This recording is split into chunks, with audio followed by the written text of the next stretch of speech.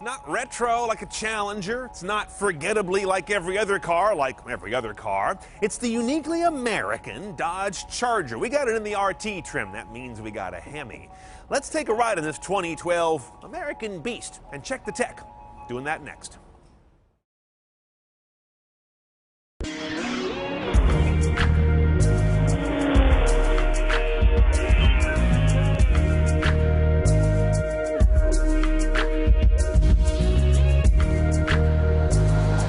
Now, the first thing you notice about a Chrysler these days is the Gigunda screen here in the middle. This is 8.4 inches, very squarish. It's one of the better interfaces these days, if not the most elegant looking. I mean, the blue and red color scheme I could live without, but it's really responsive. And you've got a persistent ribbon of your functions here at the bottom. Now, let's see what's behind them. Radio is AM, FM, satellite radio, no HD radios available. We also have Sirius-powered Travel Link for fuel prices and gas station locations and stock ticker, because you're always checking your stocks while you drive.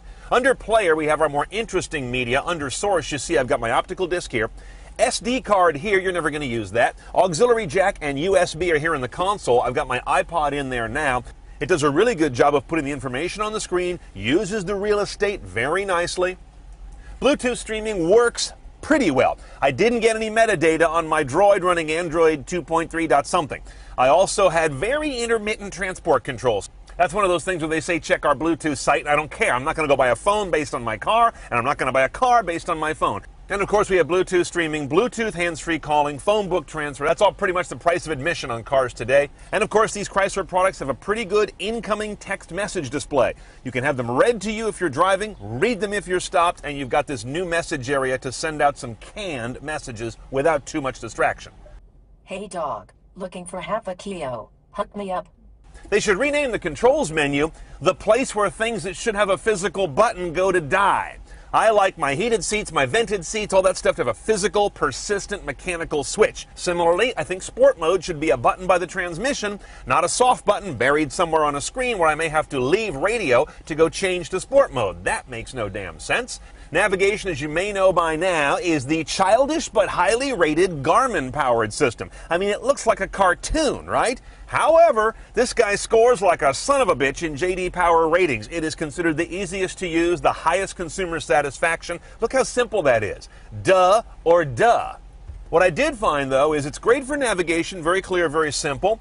It's not good for browsing roads. I was out just kind of rambling around the country yesterday, and it does a really crappy job of letting me follow myself on a map with great detail of small roads around me. It didn't even recognize most of them.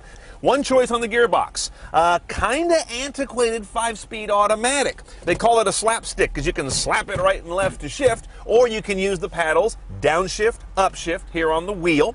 And of course, that sport mode I showed you before is going to do a few things. It's going to change your throttle mapping to get a little more easy tip in on the gas. It's going to also hold revs higher, and it's going to seek top gear less. Now, our high trim car has blind spot detection, cross traffic alert when you're backing out to traffic and going to get T-boned. We have forward collision warning at 2 different levels of sensitivity, and adaptive cruise control, so the car will maintain a gap and not just a speed when you're in cruise mode.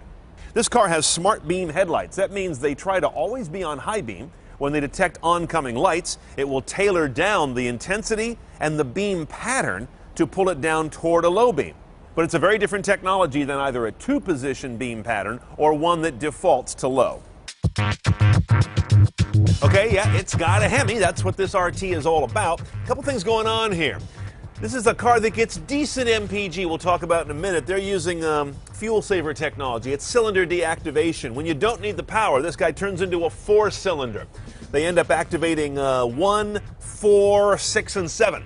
And the other 4 pistons, cylinders, will go to sleep through a combination of turning off the ignition, turning off the fuel flow, and turning off the valve train on those guys. Now, those numbers, 370 horsepower out of this 5.7-liter V8, 395 foot-pounds of torque.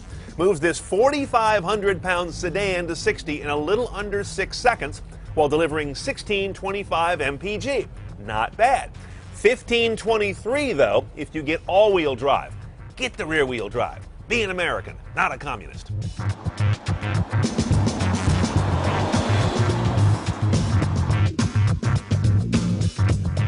My main impression I get when I come away from this vehicle is you feel its weight.